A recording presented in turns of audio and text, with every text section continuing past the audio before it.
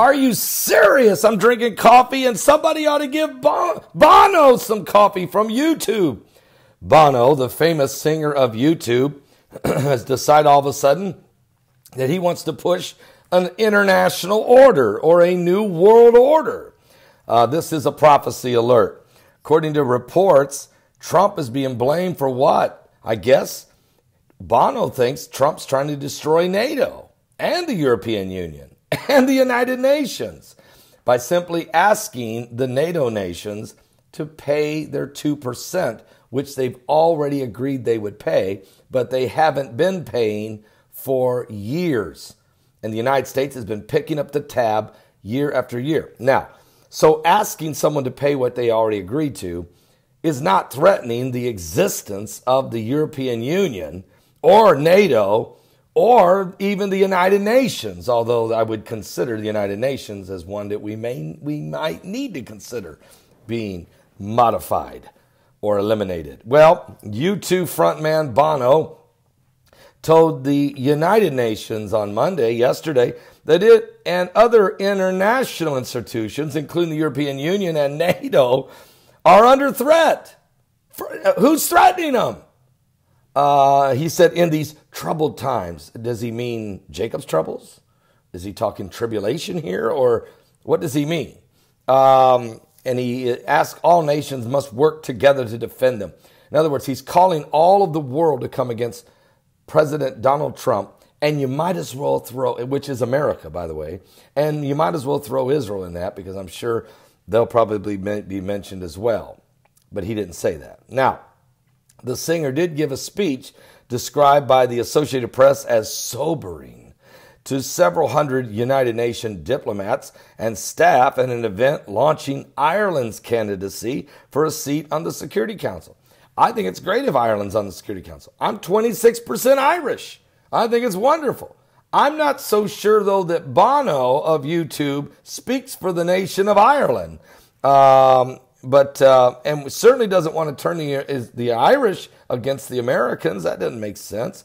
Why do this? Well, Bono did not name any countries responsible for the threat. Then why give a speech, Bono? If you can't tell us who the enemy is that's threatening the United Nations, threatening NATO, threatening EU, then why even give this speech? Why give a speech with the leading the people to believe that somehow the Trump administration is threatening the existence of these institutions when all the president did was say, pay your fair share that you agreed to? Come on, Bono. Seriously, you're bigger than that, I think.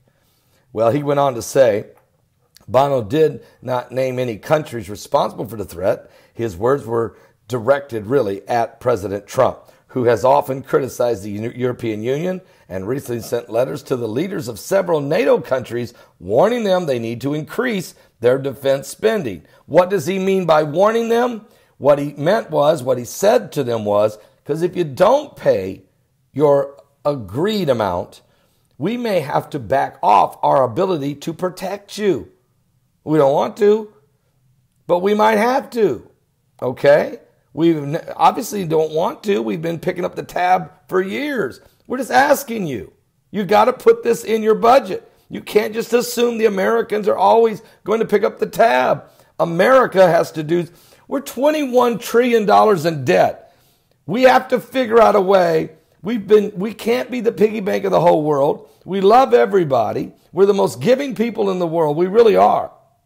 Don't forget, we gave our blood and our treasure in World War II to save the world. And we have given trillions of dollars to protect the world, including these very nations that Bono is talking about. So before you start to tear down the red, white, and blue, think this thing through.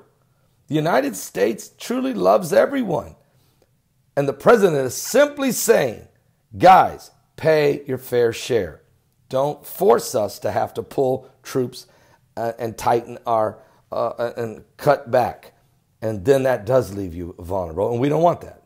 Are you going to pay? That's the question. But Bono and listen to this. Bono says these words. He goes on to say, I don't take for granted that it exists, talking about the United Nations, or that it will continue to exist, because let's be honest, we live in a time when institutions as vital to human progress as the United Nations are under attack. And I'm not sure, again, where he's getting this. He then included that the European Union, NATO, and a group of 7 major industrial nations in his comments. And not just these institutions, he said, but what they stand for: an international order based on shared values, shared rules, and an international order that is facing its greatest test in its 70-year history. Basically, what Bono got to the real point. He feels that the new world order, the international global elitist order, is being threatened by a world of people who are tired of being represented by the elitist few.